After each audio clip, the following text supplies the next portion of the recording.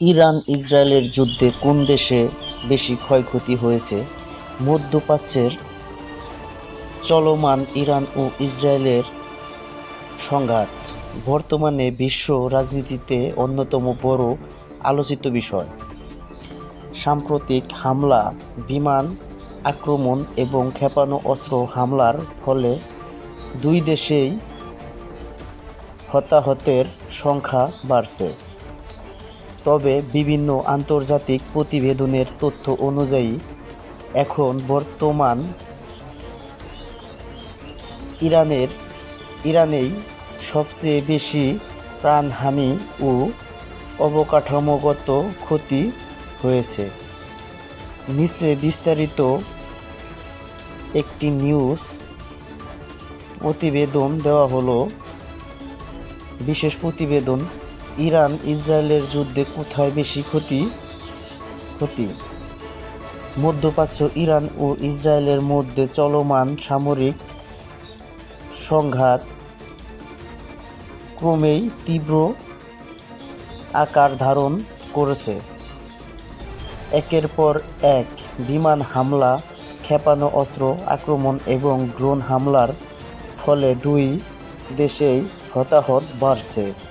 তবে সাম্প্রতিক আন্তর্জাতিক তথ্য অনুযায়ী ক্ষয়ক্ষতির দিক থেকে ইরান বর্তমানে সবচেয়ে বেশি ক্ষতিগ্রস্ত হয়েছে। ইরানে ক্ষয়ক্ষতির চিত্র: বিভিন্ন আন্তর্জাতিক সূত্র অনুযায়ী যুক্তরাষ্ট্র ও ইসরায়েলের যৌথ হামলায় ইরানের এখন পর্যন্ত 1200 এর বেশি মানুষ নিহত হয়েছে, যার মধ্যে প্রায় 200 শিশু ও 200 নারী রয়েছে। এছাড়া হাজার হাজার মানুষ আহত হয়েছে এবং বহু সামরিক ঘাঁটি, তেল স্থাপনা ও গুরুত্বপূর্ণ অবকাঠামো ধ্বংস হয়েছে। ইসরায়েলের বিমান হামলায় রাজধানী তেহরান সহ বিভিন্ন শহরে ব্যাপক ধ্বংসস্ত হয়েছে। অনেক সামরিক ঘাঁটি, যোগাযোগ ব্যবস্থা এবং তেল স্থাপনাও ক্ষতিগ্রস্ত হয়েছে, ফলে দেশটির অর্থনীতি ও জ্বালানি খাতেও বড় ধাক্কা লেগেছে।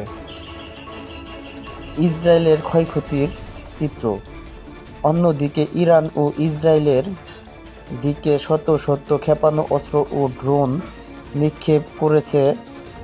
এসব হামলায় কয়েক ডজন মানুষ নিহত এবং হাজারের বেশি মানুষ আহত হয়েছে। তবে ইসরায়েলের শক্তিশালী বিমান প্রতিরক্ষা ব্যবস্থা, যেমন ইরান ড্রোন, অনেক ক্ষেপণাস্ত্র প্রতিহত করতে সক্ষম হয়েছে, যার ফলে বড় ধরনের ক্ষয়ক্ষতি কিছুটা কম হয়েছে। তবুও কিছু শহরে ভবন ক্ষতিগ্রস্ত হয়েছে এবং অনেক মানুষ আশ্রয়কেন্দ্রে থাকতে বাধ্য হয়েছে। আঞ্চলিক প্রভাব: এই যুদ্ধে দুই দেশের মাধ্যমে সীমাবদ্ধ নেই। লেবানন, উপসাগরীয় অঞ্চল এবং মধ্যপ্রাচ্যের আরও কয়েকটি দেশও এর প্রভাবে পড়েছে। অনেক জায়গায় বিমান হামলা ও সংঘর্ষের ফলে হাজার হাজার মানুষ বাস্তুচ্যুত হয়েছে এবং মানবিক সংকট তৈরি হয়েছে।